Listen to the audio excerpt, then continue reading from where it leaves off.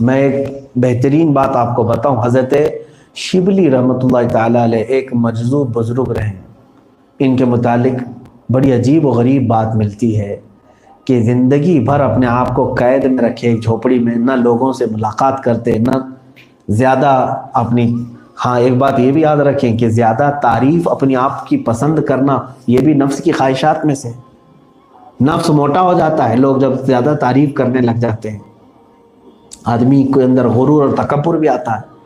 حضرت شبلی رحمۃ اللہ تعالیٰ علیہ جس علاقے میں رہتے تھے، اس علاقے کا جو گورنر تھا، حاکم تھا، وہ بہت سخت بیماری میں مبتلا تھا، لا علاج بیماری تھی، کئی اطباء حکماء علاج کر کر کے تھک چکے تھے۔ ایک مرتبہ ایسا ہوا کہ ان کی جھوپڑی میں ایک شخص آتا تھا حضرت شبلی رحمۃ اللہ علیہ کی، جو اس حاکم کے ہاں بھی جایا کرتا تھا۔ اس شخص نے اپنے حاکم گورنر سے کہا کہ میں ایک درویش کو جانتا ہوں جو فلاں جگہ جھوپڑی میں رہتے ہیں، آپ ان کے پاس چلیں، ہو سکتا ہے آپ کی بیماری کے لیے وہ کچھ علاج دے دیں۔ حاکم نے کہا بڑے بڑے حکیم اور طبیب عاجز آ گئے ہیں، اب کسی فقیر درویش کی کیا بات۔ بہرحال ڈوبتے کو تنکے کا سہارا گیا، حضرت شبلی رحمۃ اللہ تعالیٰ علیہ نے اس سے مصافحہ کیا اور اپنا پانی پیا ہوا اس کو دیا یا دم کیا۔ وہ واپس اپنے مقام تک آنے سے پہلے اپنی لا علاج بیماری سے شفا یاب ہو چکا تھا، الحمدللہ۔ ہاں، شفا دینے والا اللہ ہی ہے، مگر ذریعہ کسی کو بھی بناتا ہے۔ اس حاکم کے دل میں ان کی بڑی عزت ہو گئی حضرت شبلی رحمۃ اللہ علیہ۔ اس نے کہا اتنے زمانے سے ہمارے علاقے میں ایک ایسے مستجاب الدعوات بزرگ موجود ہیں اور ایسے پہنچے ہوئے سالک موجود ہیں جن سے ہم ہی واقف نہیں تھے، جن کی دعاؤں کی تاثیر یہ ہے کہ لا علاج مرض میرا صحیح ہو چکا ہے۔ تو اس نے کہا کہ سارے لوگوں کو لے جا کر کے ان کو بڑی عزت دی، بڑے تحفے دیے، اور اس کے بعد کہا کہ حضور اب آپ اس جھوپڑی میں اور اس خیمے میں نہیں رہیں گے، آپ چلے علاقے کی سب سے بڑی جامع مسجد میں آپ امامت فرمائیں گے اور پوری مخلوق آپ کے پیچھے آپ کی اقتداء میں نماز پڑھے گی۔ آپ نے بہت منع کیا کہ مجھے رہنے دو میرے حال پر، وہ نہ مانے، اصرار کیے، سبوں نے جب اصرار کیا تو آپ نے قبول کر لیا۔ بات مشہور ہو گئی کہ اس علاقے میں ایک بہت بڑے ولی رہتے ہیں، کامل بزرگ ہیں، جن کی دعاؤں سے، جن کے دم سے حاکم وقت کو صحت یابی ہو گئی، سب جگہ بات پھیل گئی، افواہ ہو گئی۔ دوسرے دن جمعہ کے دن بھیڑ اتنی کثرت سے تھی کہ لوگ سڑکوں پر بھرے ہوئے تھے کہ اس بزرگ کو دیکھنے کے لیے کہ کون ہے یہ اللہ والے جن کی کرامتوں کا شہرہ ہو چکا تھا۔ حضرت شبلی رحمۃ اللہ تعالیٰ علیہ جو زندگی بھر اپنے نفس سے مقابلہ کرتے رہے، کبھی شہرت کو پسند نہیں کیا، کبھی اپنی تعریفوں کو نہیں پسند کیا، تو آج آپ کو ایسا لگنے لگا کہ لوگ آج مجھے ہاتھوں پہ اٹھا لیں گے، سروں پہ بٹھا لیں گے، پلکیں بچھا دیں گے۔ یہ سب ہوتا ہی ہے دنیا کے ساتھ۔ حضرت شبلی رحمۃ اللہ تعالیٰ علیہ نے ایک ایسا کام کیا جو بظاہر ہمیں دیکھنے میں بہت برا لگتا ہے، بہت برا لگتا ہے۔ میں یہ نہیں کہوں گا کہ شرعی اعتبار سے یہ کام کیسے ہیں، کیا ہے، اس پر کچھ لوگ بات کریں تو ان کی مرضی، لیکن اولیاء وقت وہ ظاہر سی بات ہے وہ اس جہاد میں مصروف ہیں نفس کے۔ شہر کی ایک طوائف تھی، بدنام زمانہ عورت، اس کو آپ نے کچھ پیسے دیے اور ایک لکڑی دی، کہا کہ کل جب میں جمعہ میں جا رہا ہوں تو آ کر کے تم مجھے لکڑی دے دینا، اور یہ کہنا کل رات تم میرے گھر یہ بھول آئے تھے یا یہ مجھے دے چکے تھے، واپس لے۔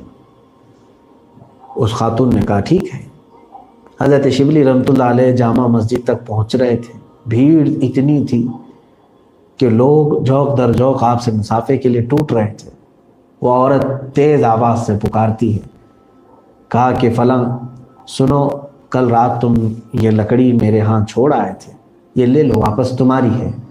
اور علاقے کے لوگ اس طوائف کو جانتے تھے، بدنام زمانہ تھی، سبوں نے کہا کہ شبلی کا اس عورت کے گھر کیا کام رہا ہوگا۔ بس یہی بدگمانی تھی لوگوں کی کہ یہ بنا ہوا درویش ہے اور راتوں پہ جاتا ہے عیاشی کرنے کے لیے۔ ہم سب کے سامنے ایک عورت آ کر کے اب اس کو واپس کر رہی ہے۔ سبوں نے اسی وقت پتھر مارنا شروع کیا اور سب بھیڑ چھٹ گئی، کچھ لوگوں نے آپ کے جبے پھاڑ دیے۔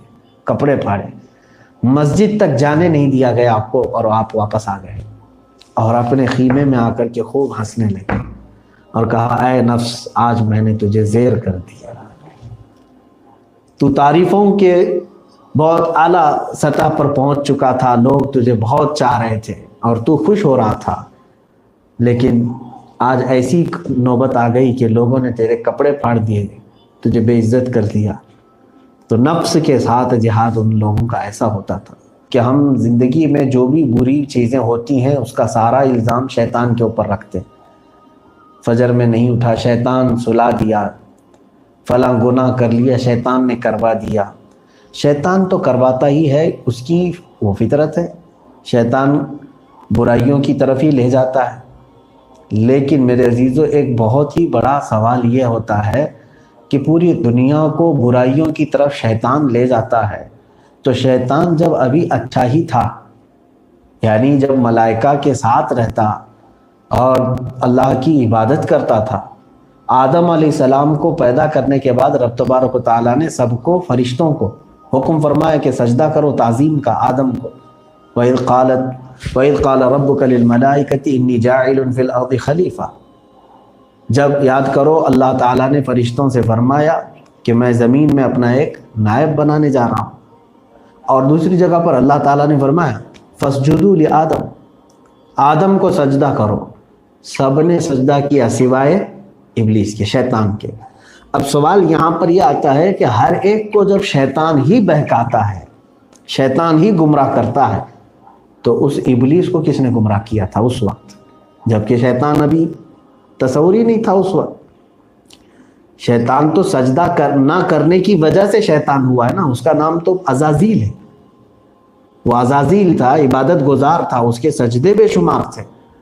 وہ آدم علیہ السلام کی بے حرمتی کرنے کے بعد اور اپنی اکڑ اور اپنی انا کی وجہ سے اس کو شیطان کہا گیا، تو شیطان بعد میں ہوا، لیکن اس کو کس نے گمراہ کیا؟ مفسرین فرماتے ہیں نفس امارہ،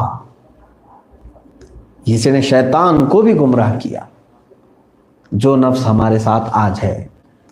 صوفیہ اکرام رضوان اللہ تعالی علیہم اجمعین کی بعض باتیں مجھے یاد ہیں میرے عزیزو۔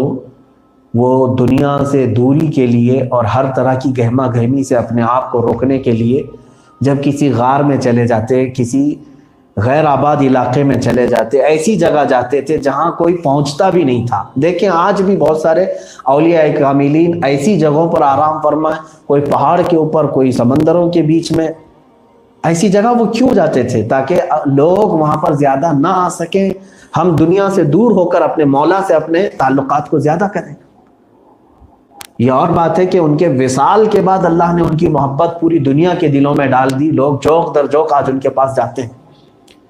حضرت خواجہ رکن الدین تولا رحمۃ اللہ تعالی علیہ کے متعلق میں نے سنا تھا، یہ بڑے پائے کے بزرگ ہیں، سرکار خواجہ بندہ نواز گیسو دراز رضی اللہ تعالیٰ عنہ کے زمانے کے۔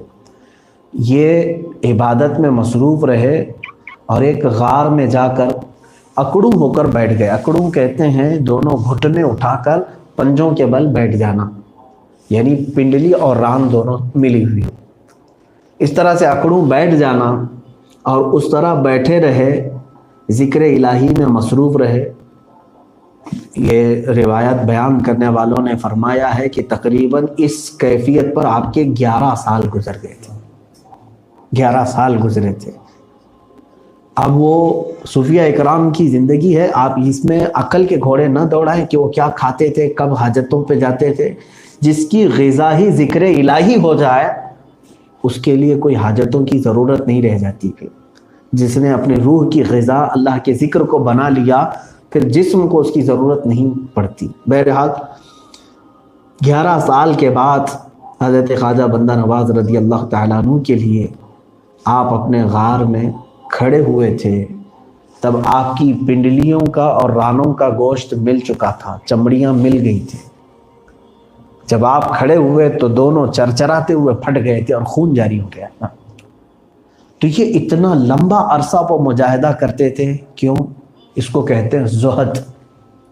ہر اس چیز سے وہ کنارہ کشی اختیار کرتے جس کی نفس خواہش کرتا ہے۔ نفس ہمارا آج کیا چاہتا ہے؟ عیاشی چاہتا ہے، آرام پسندی اس کو چاہیے، اور اولیاء کاملین ہمیشہ اسے مشقت دینے کی کوشش کرتے تھے، اس لیے کہ مشقتوں سے ہی یہ نفس صحیح ہو سکتا ہے۔ میں نے ایک روایت یہ بھی دیکھی، اللہ تبارک و تعالیٰ نے عقل کو اور نفس کو پیدا کیا۔ عقل عزت والی چیز ہے، اور نفس کے اندر غرور ہے، تکبر ہے، میں پن ہے۔ ان دونوں کو اللہ تعالیٰ نے پیدا کیا ہے، عقل کو بھی اور نفس کو بھی۔ تو رب تبارک و تعالیٰ نے سوال فرمایا عقل سے کہ اے عقل بتا تو کون ہے، میں کون؟ عقل نے کہا انا عبدک وانت ربی، اے اللہ میں تیرا بندہ ہوں اور تو میرا رب ہے۔ اللہ تبارک و تعالیٰ نے اسے عزت بخشی کہ عقل کو عزت، اسی لیے جس کے پاس عقل ہے وہ عزت والا ہے، بے عقل کی کو پاگل کہا جاتا ہے۔ نفس سے پوچھا گیا اے نفس تو کون ہے اور میں کون ہوں؟ تو جواب یہ ملا، نفس نے کہا انا انت انت، میں ہوں تو ہے۔ یہ ہے غرور اور تکبر نفس کا۔ تو حکم ہوا کہ اسے آگ میں رکھا جائے، اسے مشقت دی جائے۔ 100 سال تک اس کو آگ میں رکھا گیا نفس کو، پھر اسے باہر نکالا گیا، پھر پوچھا گیا کہ تو کون ہے اور میں کون ہوں؟ نفس نے پھر کہا انت انا، تو ہے اور میں ہوں۔ تو پھر حکم ہوا رب تبارک و تعالیٰ کا کہ اس کو بھوکا رکھا جائے، نفس کو 100 سال تک نفس کو بھوکا رکھا گیا۔ اب اس کے بعد پھر نفس کو پوچھا گیا، تب نفس نے اقرار کیا تو میرا رب ہے اور میں تیرا بندہ ہوں۔ پتہ یہ چلا، صوفیہ اکرام فرماتے ہیں کہ نفس کو اگر زیر کرنا ہو تو اسے بھوکا کرو رکھو، اور اس کو ہر اس کی خواہش کے مطابق چیزیں دیتے جاؤ گے، یہ نفس اتنا موٹا ہوگا کہ بعض اوقات ایسے بھی آ جائیں گے کہ یہ اپنے رب کا بھی انکار کر دے گا۔ نفس امارہ ہی ہے جو آج کے تعصب پرست کافروں کے اندر ہے۔ آج جو کفار و مشرکین اپنے رب کو ماننے سے انکار کر رہے ہیں، ان کا نفس ہے وہ جو کبھی ہو گیا ہے، اس کی ہر پوری خواہش کو انہوں نے پورا کیا، اسی لیے ان کے ہاں کسی چیز کی ممانعت نہیں ہے۔